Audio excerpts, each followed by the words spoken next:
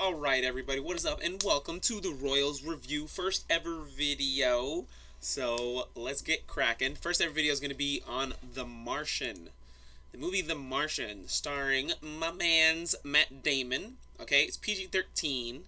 I don't know when it came out. October 2nd. I think October 2nd. So it's PG-13. It's about fantasy, science fiction kind of movie.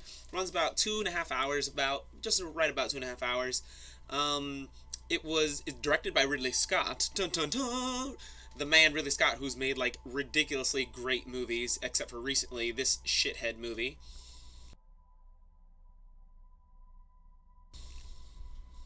Yeah, that movie. Anyways, that's a conversation for another day. That terrible movie. Anyways, it was actually a book. The Martian was actually a book, so it wasn't like, an original idea by Ridley Scott or anything like that. But some of the people that were in it were Matt Damon, obviously, Jessica Chastain, Kristen Wiig, surprisingly, Kate Mara, Jeff Daniels, Donald Glover.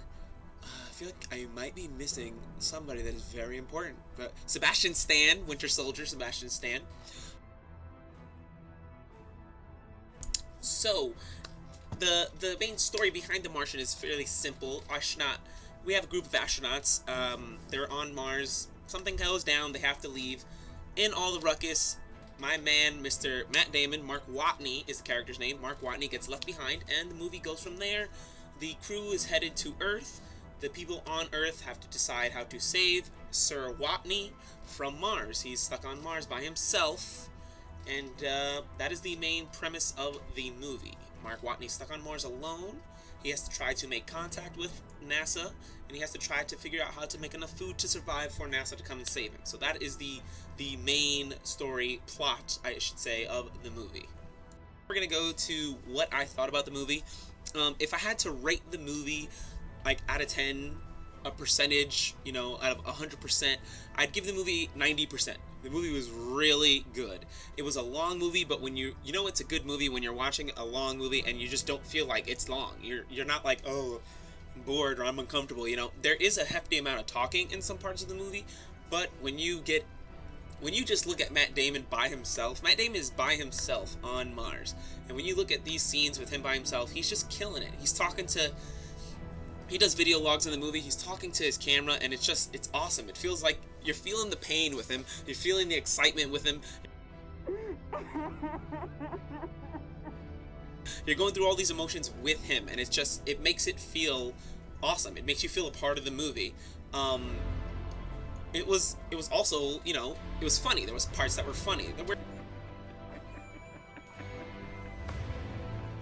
forced funny parts, but it still had comedy in it.